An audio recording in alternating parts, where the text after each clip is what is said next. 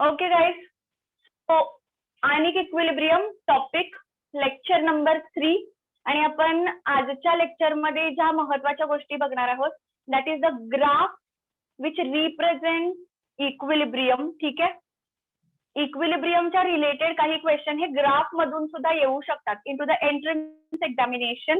I am talking about CET, JEE as well as NEET exam. ठीक आहे, but CET आणि JEE मध्ये most of the time हे question जे असतात हे ग्राफिकल सुद्धा येऊ शकतात. ठीक आहे, तर आपण काही ग्राफ डिस्कस करणार आहोत. आणि कालच्या लेक्चरमध्ये आठवतंय का बघा की कालच्या लेक्चरमध्ये आपण कॅरेक्टरिस्टिक्स ऑफ इक्विलिब्रियम डिस्कस केलेलं आहे. ठीक आहे, मी जसं लास्ट लेक्चरमध्ये सुद्धा तुम्हाला क्लिअर केलेलं आहे की आपला टॉपिक आहे आयोनिक इक्विलिब्रियम.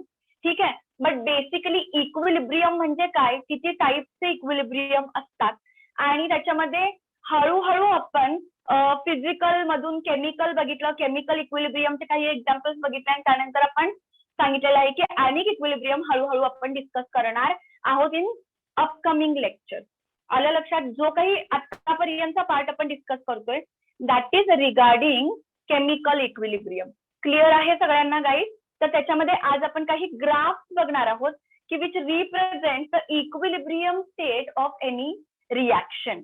ठीक आहे, तर बघा क्वेश्चन काय आहे बघा, माझा क्वेश्चन काय आहे बघा, which of the following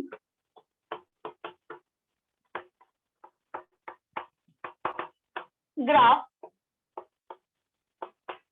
represents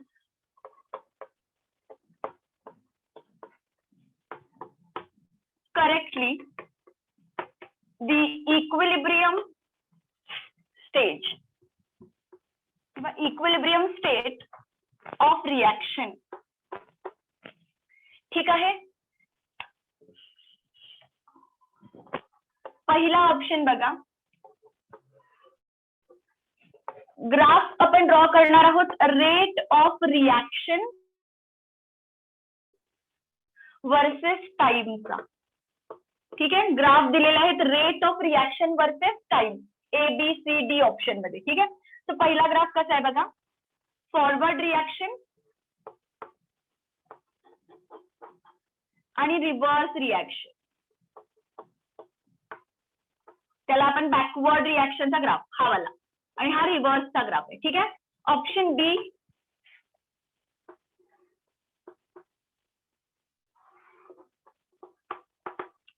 time versus, इथे सुद्धा रेट ऑफ रिॲक्शनच आहे. ठीक आहे, रेट ऑफ रिॲक्शनचा graph forward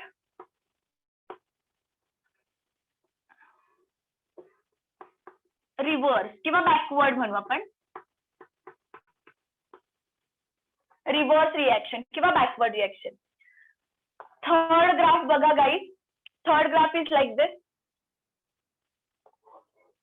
that is also rate of reaction versus time चा ग्राफ आहे, rate of reaction versus time as usual.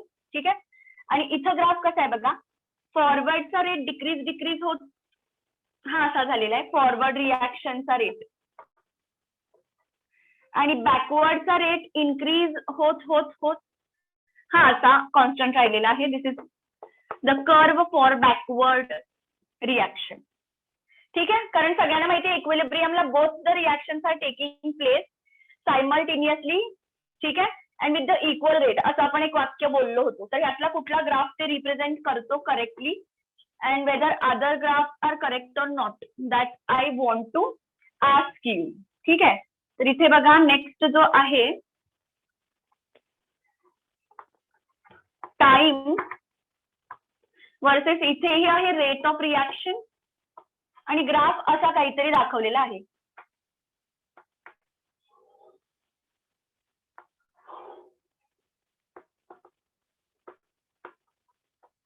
Forward आणि हा बॅकवर्ड.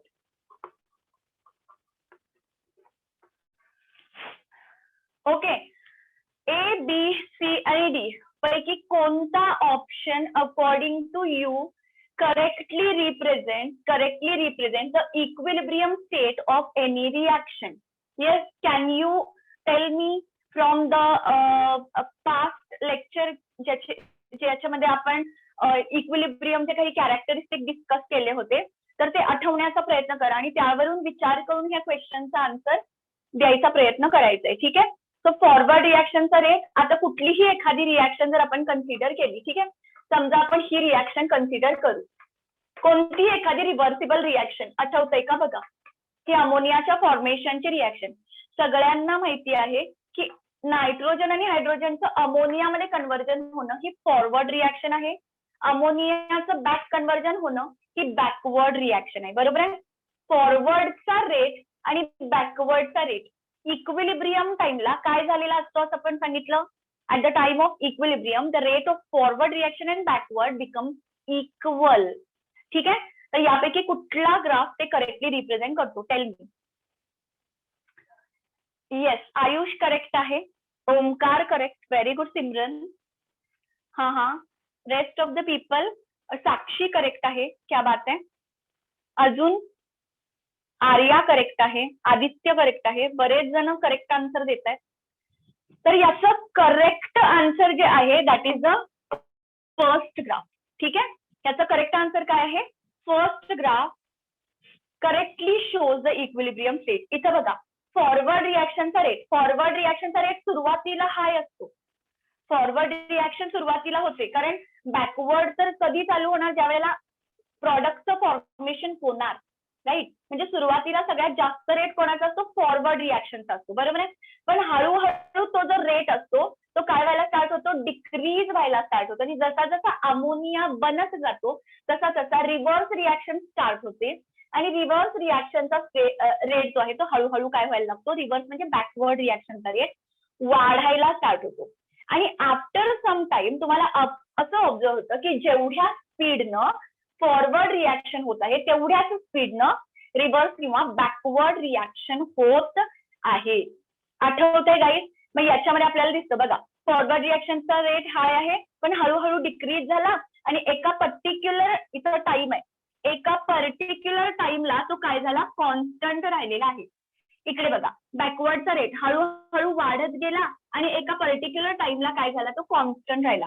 तर हा जो पॉइंट आहे, हा जो टाइम आहे, या टाइमला इक्विलिब्रियम आलेला आहे रिॲक्शन मध्ये, असं आपण म्हणणार की ज्या वेळेला फॉरवर्ड आणि बॅकवर्डचा रेट इक्वल झालेला आहे. ज्यांनी आन्सर ए सांगितलं दॅट इज व्हेरी करेक्ट. ठीक आहे. All graphs are not correct, किंवा ऑल मी इथं आणखी एक चौथा ऑप्शन मी दिला असता, ऑल आर करेक्ट. ठीक आहे. असाही ऑप्शन असू शकतो, ऑल आर करेक्ट असाही ऑप्शन असू शकतो. तर बाळांनो एक गोष्ट लक्षात ठेवायची की रेटच्या संदर्भात, रेट ऑफ द रिॲक्शन किंवा rate of forward and backward reaction at इक्विलिब्रियमच्या संदर्भात हेच वाक्य करेक्ट आहे. आणि हेच वाक्य नेहमी लक्षात ठेवायचंय की रेट शुड बी इक्वल. आणि इथं दिसतंय बघा, इथं दिसतंय रेट काय झालेला आहे, इक्वल झालेला आहे. या पॉइंटला इक्विलिब्रियम टाइमला फॉरवर्डचा आणि बॅकवर्डचा रेट काय झालेला आहे, इक्वल झालेला आहे. ठीक आहे. So this is correct. आता ह्याच्यामध्ये काय प्रॉब्लेम आहे, इथं दिसतंय फॉरवर्डचा रेट काय झाला, कमी कमी होत गेला आणि कॉन्स्टंट राहिला. बॅकवर्डचा रेट वाढत वाढत गेला आणि कॉन्स्टंट राहिला. पण ते इक्वल झालेले नाहीयेत.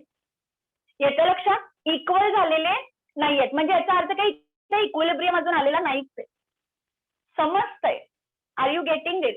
तर फॉरवर्ड आणि बॅकवर्ड रिॲक्शनचा जो रेट आहे हा इक्वल असावा लागतो. इथं स्टील फॉरवर्ड रिॲक्शनचा रेट हाय आहे as compared to the backward reaction. म्हणजे फॉरवर्ड रिॲक्शन काय आहे, हायर स्पीडनं चालू आहे as compared to backward reaction, असा त्याचा अर्थ. समजते. It's not equal. So this graph is incorrect. इथे बघा, फॉरवर्डचा रेट डिक्रीज होत गेला एका पर्टिक्युलर पॉइंटला. इथं दिसत असेल तुम्हाला, एका पर्टिक्युलर पॉइंटला इक्विलिब्रियम कंडिशन अटेन झाली, दोघांचे रेट इक्वल झाले. तर एका क्षणासाठीच झाले ते, एका क्षणासाठी. इथून पुढे इथं जसं कॉन्स्टंट राहिलं, या पॉइंट नंतर कॉन्स्टंट राहिला, तसं इथं कॉन्स्टंट राहिले का, तसं नाही झालेलं. फॉरवर्डचा रेट डिक्रीज होत गेला आणि नंतर कॉन्स्टंट राहिला, बॅकवर्डचा रेट वाढत वाढत गेला आणि मग कॉन्स्टंट राहिले. पण इक्वल झाला पाहिजे तो. समज एकच पर्टिक्युलर पॉइंटला तो काय दिसतोय, इक्वल झालेला दिसतोय. एका पर्टिक्युलर टाइमला तो इक्वल, पण तिथून पुढे तो इक्वल नाही राहिला.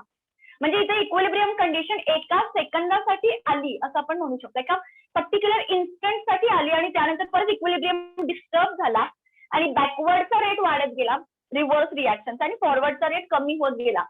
हा ग्राफ सजेस्ट करत आहे. So this is also not correct for equilibrium condition. And this is हे तर काय बघा, फॉरवर्डचा रेट वाढतच गेलाय आणि बॅकवर्ड रिव्हर्स रिॲक्शनचा रेट पण वाढतच गेलाय. हे तर असूच शकत नाही, right? So this is also incorrect. Is it clear everyone the explanation of the thing? हे क्लिअर आहे सगळ्यांना? क्लिअर आहे? Very good. Arya okay. Yes. Nakshatra okay. Bhakti very good. ठीक आहे, तर असे क्वेश्चन विचारले जातात. आणखी एक क्वेश्चन बघा. हा सेम पद्धतीनं सेम क्वेश्चन आहे. क्वेश्चन सेम आहे आणि आणखी ग्राफ फक्त चेंज करणार आहे.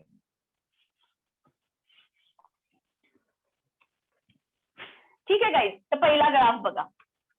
पहिल्या ग्राफ मध्ये आपण काय करणार आहोत? Concentration of reactants and products. नीट ऐका हा बाळांनो. वाय ऍक्सिस वर आपण concentration of reactants and product put up करणार आहोत आणि एक्स ऍक्सिस वर आपण टाइम पुटअप करणार आहोत. ठीक आहे, टाइम वर्सेस कॉन्सन्ट्रेशनचा ग्राफ असणार आहे. ठीक आहे, तर इथं बघा हा,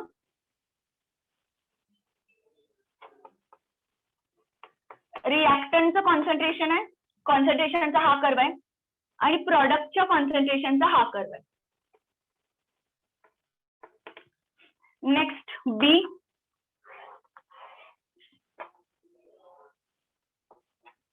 सेम टाइम वर्सेस कॉन्सन्ट्रेशनचा ग्राफ. टाइम वर्सेस कॉन्सन्ट्रेशनचा ग्राफ. रिॲक्टंटचं कॉन्सन्ट्रेशन हळूहळू कमी होत गेलंय, प्रॉडक्टचं कॉन्सन्ट्रेशन हळूहळू वाढत गेलंय.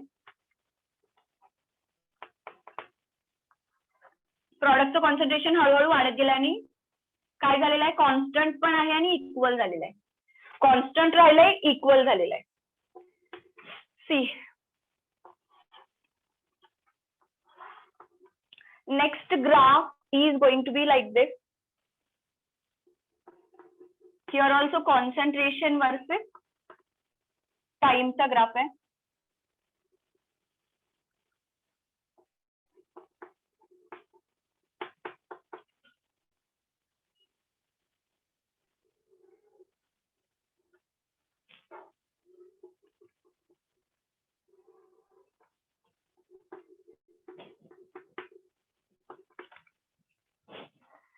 आणि D.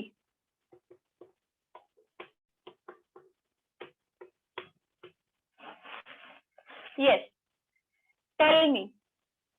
What will be the answer? Okay. Okay. Okay. Ayush. बरं. विचार करा गाईज. मी तुम्हाला आठवून देते. बघा, लक्ष द्या. मी तुम्हाला आठवून देण्याचा प्रयत्न करते. आपली characteristic regarding the concentrations of product and reactant. बाळांनो मी काय सांगितलं होतं? Rate should be equal but the concentration of the reactant and product should remain constant. ठीक आहे, आणि मी एक वाक्य असंही वापरलं होतं की जर कॉन्सन्ट्रेशन इक्वल असतील, कॉन्सन्ट्रेशन जर इक्वल असतील तरी सुद्धा ती एक केस असू शकते. येतं लक्षात? बाळांनो नीट ऐका. कन्सिडर करा माझ्याकडे.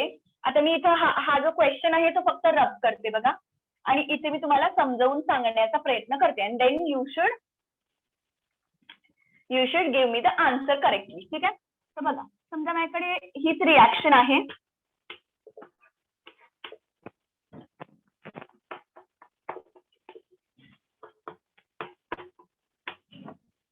आणि या रिॲक्शन मध्ये आता इक्विलिब्रियम कंडिशन आलेली आहे.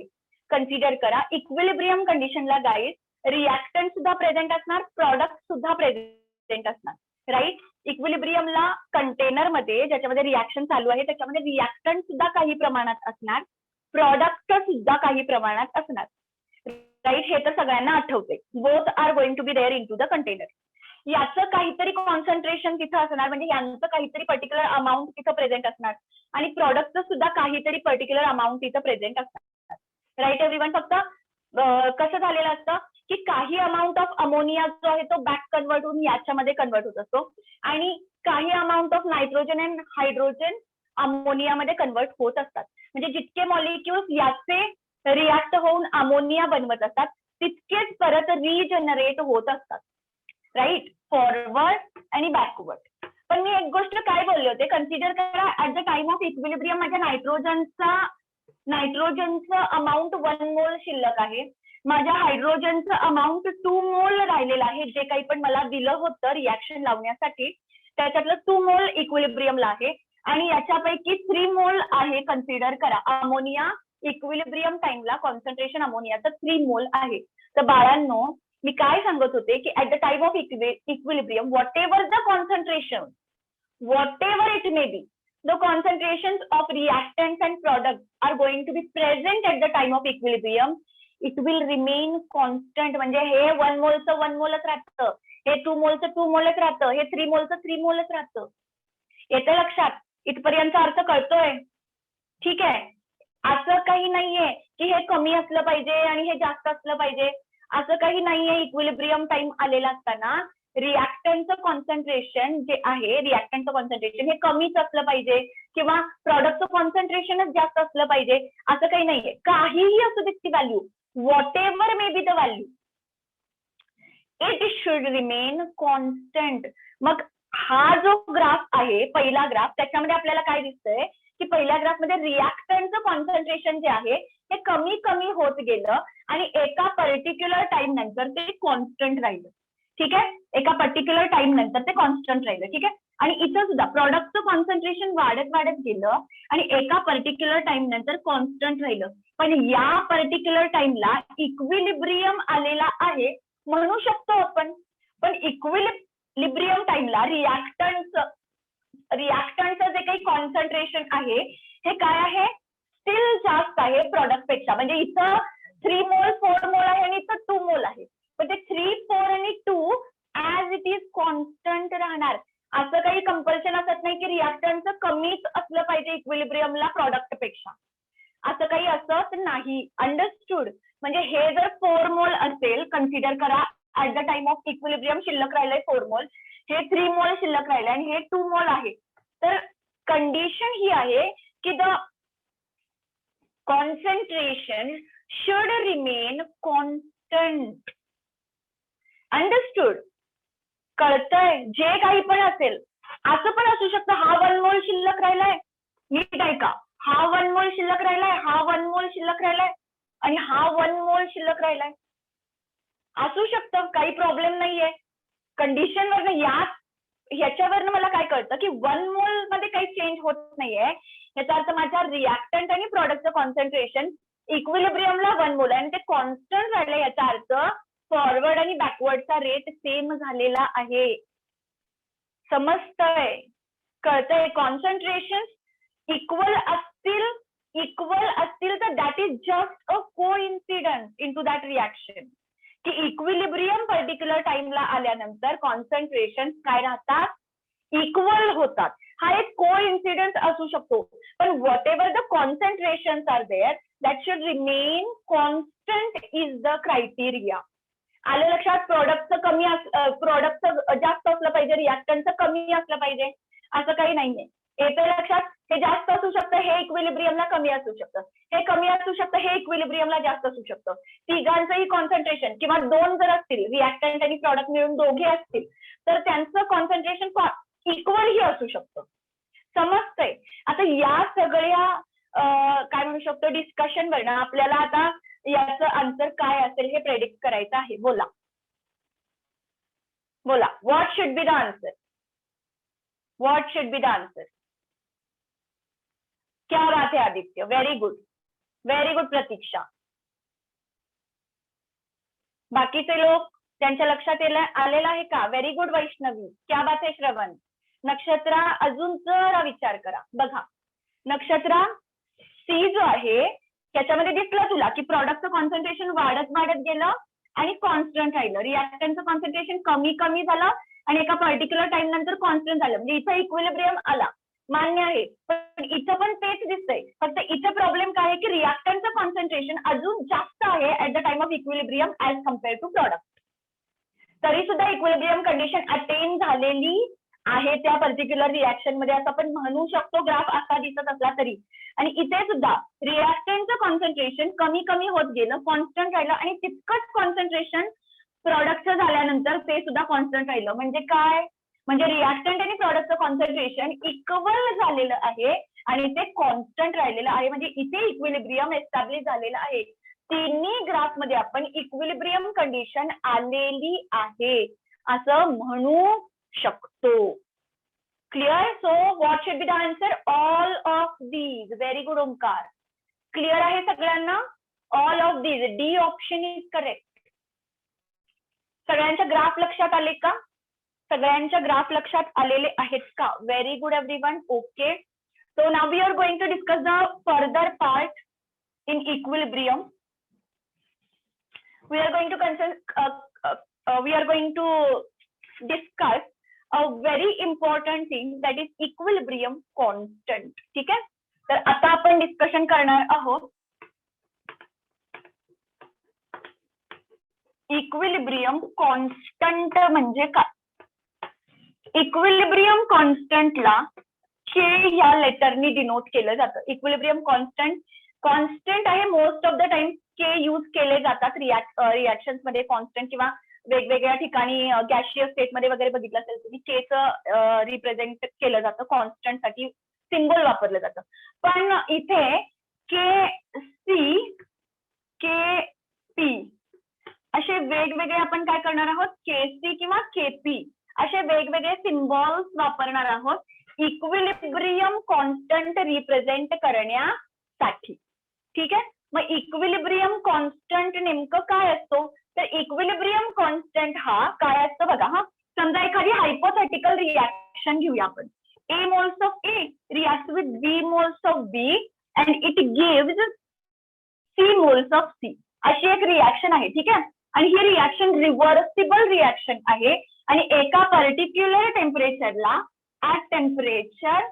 At a particular temperature consider करा, खूप काही एक फिक्स टेम्परेचर आहे ह्या रिॲक्शनचं आणि त्या टाइमला एका पर्टिक्युलर टाइमला काय झालेलं आहे, इक्विलिब्रियम आलेला आहे. ह्या रिॲक्शन मध्ये इक्विलिब्रियम कंडिशन आलेली आहे.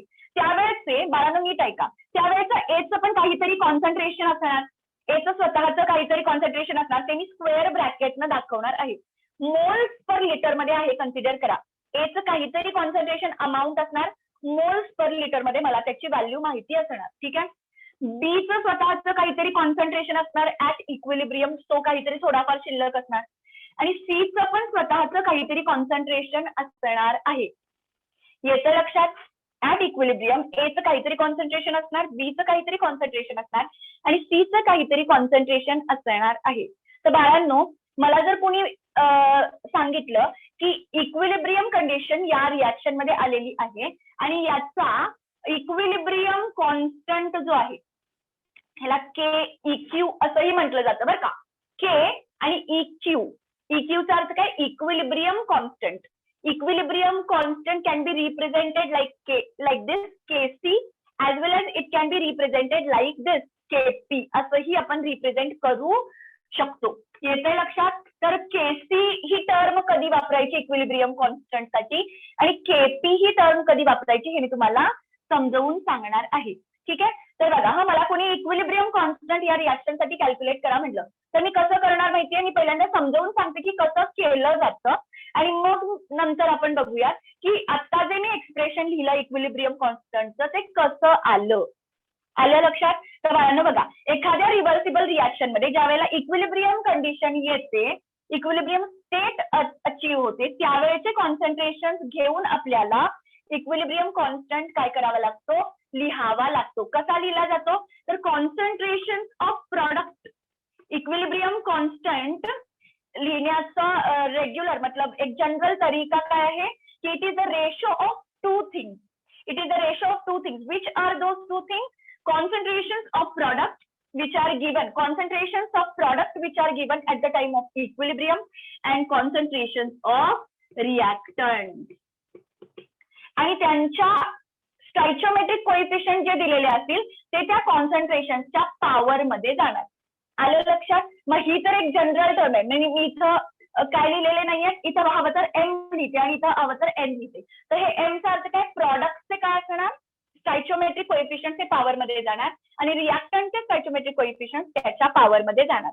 येतं लक्षात? मग आता एक पेक्षा जास्त रिएक्टंट असतील आणि एक पेक्षा जास्त जर प्रॉडक्ट असतील तर कशा पद्धतीनं करायचं हे मी तुम्हाला समजावून सांगणार आहे. आले लक्षात? तर equilibrium constant is the ratio of two things, that is the product of concentrations of product raised to the power equal to its stoichiometric coefficient, and it is the product of concentrations of reactant raised to the power equals to its stoichiometric coefficient into a balanced chemical equation. Equilibrium constant ची definition आहे. त्याचा अर्थ बघा काय आहे की मला आता इक्विलिब्रियम कॉन्स्टंट या रिएक्शन साठी जर लिहायचा असेल तर मी तो कशा पद्धतीने लिहिणार, कॉन्सन्ट्रेशन ऑफ द प्रोडक्ट साईडला सीचं कॉन्सन्ट्रेशन मला दिलेलं असतं, त्या कॉन्सन्ट्रेशन रेस टू मी काय करणार, स्टॉइचियोमेट्रिक कोएफिशियंट अपॉन इकडे दोन आहेत तर या दोघांच्या कॉन्सन्ट्रेशनचा काय घ्यायचा, प्रॉडक्ट घ्यायचा. प्रॉडक्ट म्हणजे काय, मल्टिप्लिकेशन ए इंटू बी. ठीक आहे, कॉन्सन्ट्रेशन ऑफ ए इंटू बी. पण हे जे स्टॉइचियोमेट्रिक कोएफिशियंट त्या रिएक्टंटच्या समोर दिलेले आहेत ते काय होणार, रिस्पेक्टिव्ह रिएक्टंटच्या पॉवर मध्ये जाणार. म्हणजे ए रेस टू काय होणार, ए आणि बी रेस टू काय होणार, बी. ठीक आहे, so it is the ratio of concentrations of product whatever the products are given. एक दिला जाऊ शकतो, दोन असू शकतात टर्म. ठीक आहे, दोन असतील तर मल्टिप्लिकेशन येणार, प्रॉडक्ट येणार आहे. इथं समजा डी, इथं समजा असं असतं डी मोल्स ऑफ डी तयार झालाय तर इथं काय आलं असतं, D raise to D, C raise to C into D raise to D upon A raise to A into B raise to B असं आलं असतं. याच्या लक्षात? मी इथं फक्त एक टर्म घेतलेली आहे म्हणून आपण इथं कसं लिहिलेलं आहे expression, C raise to C upon A raise to A into B raise to B. इथं प्लस साईन लावायचं नाही, मायनस वगैरे लावायचं नाही, हा प्रॉडक्ट असणार आहे. म्हणजे basically equilibrium constant is the ratio of product of concentrations of product and the product of concentrations of reactant. Product of concentrations of reactant म्हणजे काय, दोघांचं मल्टिप्लिकेशन असणार आहे. प्रॉडक्टच्या कॉन्सन्ट्रेशनचं मल्टिप्लिकेशन. आणि ह्या ज्या टर्म्स आहेत these are the stoichiometric coefficient in a balanced chemical equation, की ज्या इक्वेशन साठी आपण इक्विलिब्रियम कॉन्स्टंट लिहित आहोत. येतं लक्षात? हा तरीका असतो इक्विलिब्रियम कॉन्स्टंट लिहिण्याचा. दोन गोष्टींचा रेशो घ्यायचा असतो, इक्विलिब्रियम टाइमच्या कॉन्सन्ट्रेशनचा रेशो. पण नेहमी न्यूमरेटरला कोण असणार आहे, नेहमी न्यूमरेटरला प्रॉडक्टचे कॉन्सन्ट्रेशन असणार आहे. प्रॉडक्ट म्हणजे राईट हँड साइडचा पार्ट, रिव्हर्सिबल एरोच्या राईट हँड साइडचा जो पार्ट आहे that is product. Left hand साइडचा पार्ट जो आहे दोज आर रिएक्टंट. याच्या कॉन्सन्ट्रेशन्सला आपण न्यूमरेटरला ठेवणार आणि रिएक्टंटच्या कॉन्सन्ट्रेशन्सला आपण काय करणार, डिनॉमिनेटरला घेणार आहोत. आणि त्यांचे जे काही पण स्टॉइचियोमेट्रिक कोएफिशियंट असतील ते कॉन्सन्ट्रेशनच्या पॉवर मध्ये जाणार. तुम्हाला ह्या व्हॅल्यूज दिलेल्या असतात, मोल्स पर लिटर मध्ये values will be given to you, just you have to take the ratio. Understood? And you have to calculate the value of equilibrium constant for any reversible reaction. ठीक आहे guys, इथपर्यंत कळतंय? आता सगळ्यात महत्वाची गोष्ट नीट ऐका हा बाळांनो, केसी ही टर्म कधी यूज करणार आणि केपी ही टर्म कधी यूज करणार. ठीक आहे, तर केसी आपण कधी यूज करणार माहितीये, एखादी रिएक्शन जी असते की ज्या वेळेला इक्विलिब्रियमला आलेली असते, कोणतीही एखादी रिव्हर्सिबल रिएक्शन ज्या वेळेला इक्विलिब्रियमला येते त्यावेळेला इक्विलिब्रियम टाइमचे जर मोल्स पर लिटर मध्ये, नीट ऐका, इक्विलिब्रियम टाइमचे कॉन्सन्ट्रेशन जर आपल्याला मोल्स पर लिटर मध्ये किंवा मोल्स पर, ज्याला आपण काय म्हणतो मोल्स पर डेसिमीटर क्यूब मध्ये जर दिलेले असते, if the concentrations of reactant as well as product, if they are given in moles per liter, आपण जर मोल्स पर लिटर मध्ये घेऊन जर रेशो घेतला तर त्याला KC असं रिप्रेझेंट केलं जातं. म्हणजे हा जो इक्विलिब्रियम कॉन्स्टंट आहे त्यालाच आपण रिप्रेझेंट कसं करणार, KEQ च्या ऐवजी आपण तिथं काय लिहिणार, KC. क्लिअर आहे सगळ्यांना? C suggests the molar concentrations of reactants and products at the time of equilibrium. Clear आहे? इक्विलिब्रियम टाइमचे मोल्स पर लिटर मध्ये कॉन्सन्ट्रेशन दिले रिएक्टंट प्रोडक्टचे, तर त्याचा रेशो जेव्हा घेऊन आपण के कॅल्क्युलेट करतो सबस्क्रिप्टला KEQ च्या ठिकाणी लिहिलं जातं KC. क्लिअर? आणि KP कधी घेणार बाळांनो, तर लक्ष द्यायचं की एखाद्या फक्त गॅशियस रिएक्शनसाठी सिस्टीम, ही जी रिएक्शन आहे हिला जर मी सिस्टीम म्हटलं तर गॅशियस सिस्टीम्स मध्ये, गॅशियस सिस्टीम्स म्हणजे गॅशियस रिएक्शन्स मध्ये when all the reactants, नीट ऐका, when all the reactants and products are present in a gaseous state, हे सगळे गॅस आहेत, आले लक्षात? आणि त्या गॅसेसचं ज्या वेळेला, नीट ऐका, मोलार कॉन्सन्ट्रेशनच्या ऐवजी मोल्स पर लिटर मध्ये कॉन्सन्ट्रेशन देण्याऐवजी त्या सर्व रिएक्टंट्स अँड प्रोडक्ट जे गॅसेस आहेत त्यांचं आपल्याला पार्शल प्रेशर दिलं जातं. काय दिलं जातं? मोल्स पर लिटर मध्ये एवढं कॉन्सन्ट्रेशन आहे हे देण्याऐवजी ह्याचं एवढं पार्शल प्रेशर आहे, या गॅसचं एवढं पार्शल प्रेशर आहे, या प्रॉडक्ट मध्ये जो गॅस तयार झालेला आहे त्याचं इतकं पार्शल प्रेशर आहे, असे जर पार्शल प्रेशर आपल्याला दिले गेले तर पार्शल प्रेशर फक्त काय होणार, पार्शल प्रेशर आपण इथं मेन्शन करणार आणि जे काही स्टॅचिओमेट्रिक कोएफिशियंट असतील ते त्या पार्शल प्रेशरच्या पॉवर मध्ये जाणार. सेम पद्धतीनं जसं आपण KC रिप्रेझेंट करणार, जसं आपण KC प्रॉडक्ट अपॉन रिएक्टंटचा रेशो घेऊन काढणार, सेम पद्धतीनं KP कॅल्क्युलेट केला जातो. KP चा अर्थ काय असतो? KP is also equilibrium constant, but that we are calculating by using the partial pressures of reactants and products. Clear आहे everyone? Is it clear? म्हणजे इथं मी KC कधी लिहिणार, ज्या वेळेला मी मोल्स पर लिटर मध्ये कॉन्सन्ट्रेशन घेऊन रेशो घेणार. मी इथं KP कधी लिहिणार, ज्या वेळेला कॉन्सन्ट्रेशनच्या ऐवजी काय असणार आहे, pressure of the gases which are involved into the reaction. Clear आहे इथपर्यंतचा पार्ट? आता मी एक हायपोथेटिकल रिएक्शन देते आणि त्यावरून आपण KP पण सेम रिएक्शनचा KP पण रिप्रेझेंट करणार आणि KC पण रिप्रेझेंट करणार आहोत. हे क्लिअर आहे?